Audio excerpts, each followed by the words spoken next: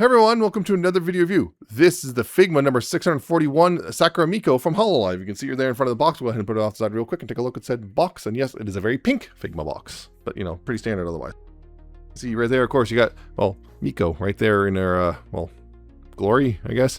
You got the window where the figure would be. You got the HoloLive and Figma logos. You got the number and your Sakura Miko both in English and in Japanese. You got cover. On the top, you have a pose.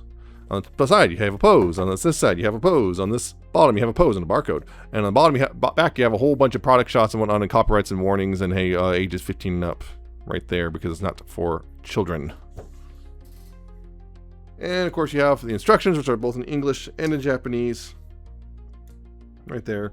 And of course, you can just open that up, and hey, look, it'll tell you some details about what parts come with it, how to swap things out, being careful with stuff, and so on and so forth.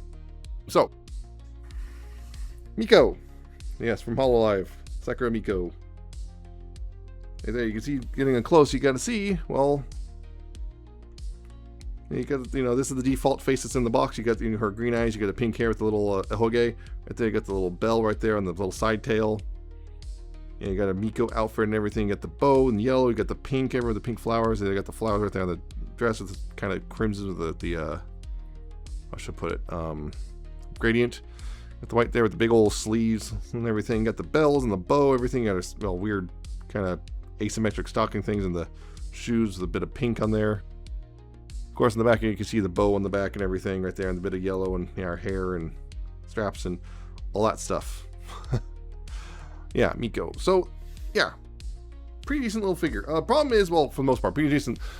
And of course, yeah, you can see the, I'll get in the problem a little bit, but yeah, so you can see, of course, the figure itself is on the stand, which is a typical Figma stand, you know, for all intents and purposes. You know, you got the actual base plate and the all this stuff, so you can adjust how that, you know, for posing, which attached, of course, can just plug into the back right there in that hole. No problem. So, problem is, outside of that, mine has a couple issues, unfortunately. I pulled it out of the box, and immediately this side of the bow here just fell off, and it looks like it's on a little like ball and ball stem apparently. But I had to glue that. I just had to glue it on, and that's never going to move again because it just fell off. I just pulled it out of the box and it just fell right off. I'm just not going to deal with their customer service, honestly, because yeah, it's just easy fix. And on this, on top of that, there's a whole bunch of like plastic wrapped around her in the box as well, and there's plastic wrapped around these ball joints. And that, when I try to pull one off, it pulled the whole thing off, which it looked like that's not supposed to happen. You see now this is kind of loose, so I'm going to have to probably glue it a little better because it looks like the glue's kind of come undone because it fell down once, like that sort of thing. I'm trying to be real careful because I don't want those parts to fall off again. But unfortunately, yeah, she seems to be a little fragile outside of the box, but posability wise.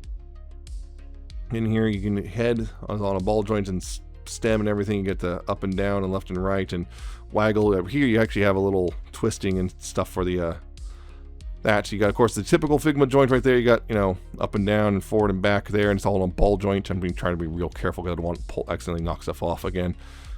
I'm going to basically, for her, it's going to be posed once and never be touched again now because of that stuff. Yeah, this can go forward and back and outward and down and up right there too.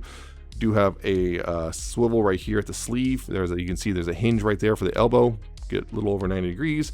Hands are on those little ball joint slash hinge things. So you got, you know, rotation and the hinge. Once you got it rotated a certain way, you can have the hinge, you know, like that.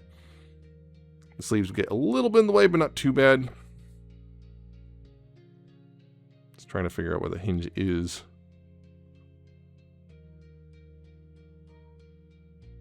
There's the hinge. Yeah.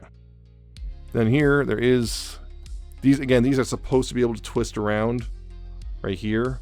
But again, I'm just real careful. I'm not going to move. That one cannot move, but this one move a little bit. I'm just being real careful with it. These things right here, the center bit's not supposed to move. These right bits are here on the ball joints though, so they can move around a bit. You can see that.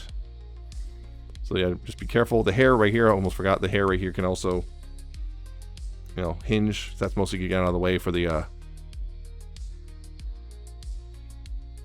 stand bit. Down here at the waist, it doesn't seem to be much. There's just kind of a waist joint, but yeah, you can see there's kind of a waist joint here. But again, I'm a little nervous because of that bow, so there is some rotation, but I'm just nervous because I don't want that to pop off. The hips do the thing a lot of Figmas now do, which is the hips can extend a little bit. You can see that. So they can extend a little bit so you can get a little bit more forward, you know, a little more forward, a little bit of back. Outward, you got quite a bit actually. Oop, not supposed to see that. Of course, I want to be all. It wouldn't be a whole live stream without, whoops. a 3D stream.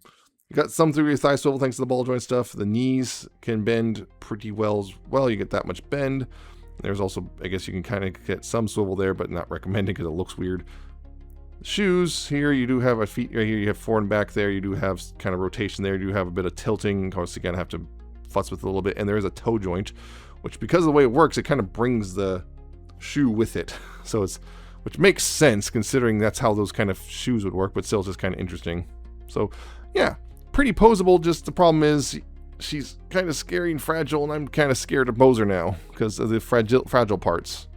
Don't know how common that's going to be, but yeah. Yeah, there's all that stuff.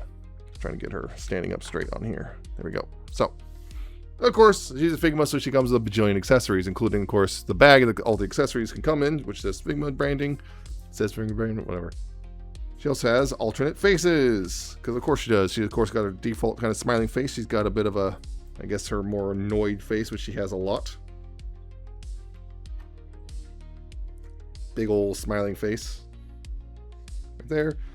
And kind of more of a kind of a shocked / angry face as well, because yep, something happened again, because probably self-induced. Which yeah, those are pretty straightforward to you know. There's something on the bottom of this thing. Yep, there was something on the bottom of this. Weird. Yeah, of course those are pretty straightforward to swap out. You just pop the front of the hair off like that, and then pop the face off. There. Again, you give you a better look at the joints in there. Joints in there, and then just, of course, pop a new face on and put the hair back in. There you go. Straightforward, simple, easy. Does this twist? No, it doesn't. I don't think that twists. I'm not going to try because I don't want it to break off. She also has a whole bunch of different hands. She got, of course, her just kind of general, just kind of naturally, naturally splayed out hands. She also has a couple of fists, punching. She's got some holding hands right there, both left and right. She got some pointing hands for both left and right, and she got these kind of thumbs up hands for both left and right as well. And again, swapping is pretty easy. Taking one of the hands. Again, what you should do, hinge it first, then pull it off so you don't accidentally pull the whole thing out. Be gentle. Make sure the figure's on the warm side. Say, if you receive your figure in the winter and it's been outside for a while, but wait a minute, wait a bit before you actually pull your stuff, pull parts off. And then, just put the new one on. Make sure you get the hole lined up. Put it on until there's going to be a bit of a soft click, and there you go. And this also goes with one of her other, there goes one other hand, which is this one right here, which is kind of this little weird kind of waving hand. She has that too. It's only for the right hand though. But these holding hands can also hold another accessory, which is a little microphone, which you see this little pink microphone, a little bow on it. Right there, and some gold on it, some gold detailing, including at the bottom. That can just, go in her hand. Slip that in her hand like that. It kind of wedges in just fine, and she just came off the stand. Okay, that's the other thing. The stand doesn't seem to peg in super great, and I'm a little scared of pushing too hard because I've had those stands break before.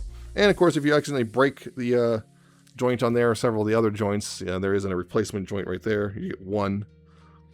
Remember this longer, I believe this longer side is the one that goes into the arm, and the shorter side is the one that goes in the hand, I think, or it's the other way around. So those accessories and whatnot, pretty swap. And of course, this one also comes with a little thing to make sure the hole doesn't close up over time. She also comes with a little, what was it? Is it Go? Yeah. A little Go table. See that? SD detailed, kind of hollow in the bottom, and it comes with a little. You get a little translucent sheet which has little Go pieces on it. That you just put on the table. So we'll make sure there's nothing on there. Put a little thing on there. Now letting go. And of course, she also comes with a little Miko P. Miko P. They're kind of crossing. This is the default out of the box. His head is on a ball joint. You got left and right, and a little bit of moving around right there. There's also a weird kind of diagonal swivel right there as well. So do that, which, sure. I thought the tail was on a swivel or something, but it doesn't seem to move much, and I'm a little scared of moving that around. You also get an alternate like torso piece for him, which is, yeah, has the glow sticks. The arms can also move on this one. You can see the arms move. The glow sticks can rotate a little bit in the hand. You also see there's a little spare ball joint and stem, and yeah, that means you can swap these out. You know, swapping these around. Pop that off. Pop that on. Now the head here, well, it looks like you're supposed to pop it off the ball joint, but well, the whole stem comes with. It's not a problem really. It's supposed to come off, so yeah, you can just basically swap that around. But yeah, just if you pop the stem off instead of the ball joint, don't worry, it's not a problem. You got an extra one. So hey, now he's another Miko P's cheering on his idol. Right after, of course, making fun of her. There you go. He stands pretty much just fine as well. He doesn't need to stand because he's got a big thick base. And of course, if you pre-ordered from a Good Smile shop online, you got an extra bag right here, Sakura Miko 641, and it comes with a bonus head for the Miko P, his little one with the little sunglasses. Which yeah, also comes with its own little stem and ball joint, so you don't have to worry about that. I'm sure what I think the only reason that's there just because it's just cheaper, just run that part 3 times and just plop one in the hole so it doesn't ever, shrink or anything rather than, anything else. But there you go. Now they got the cool one if you have the pre-order bonus. So yeah. Yeah, pretty straightforward that. Not a whole lot of, I mean, there's actually quite a few accessories and they're good size too.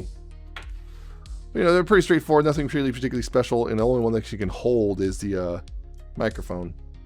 Yeah, just real quick comparison, just because this was kind of a popular thing for a while. But here's Sakura, just right there. Is that? Yeah, and of course measurements.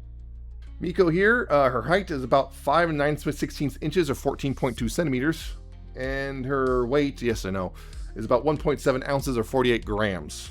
So yeah, that's pretty much a pretty standard Figma stuff there. So yeah, there you go. She's a pretty solid figure. The problem is, again, US stuff, which this was a little fun little wake up call. I got it and these showed up, when they actually about over a month ago now, because things got a little backed up, but they showed up, everything was fine, no big deal. The usual price, which was about $98 shipped, which okay, everything's fine. And I didn't get any sort of extra charges, which I found I was expecting some because, stupidity, but here we are. No extra charges. Like, okay, fine. Then shortly before I recorded this, I got an invoice from UPS telling me that I owed them money because they paid the tariff for me. And so they charged me $15.80 on tariff fee for her. And then another $27 for a brokerage fee, which was a bunch of, basically it's the, we're going to make money off of this stupid situation no matter what. So that's what that fee is. Bringing her total up from instead of $98, brings it up to pretty much about $140.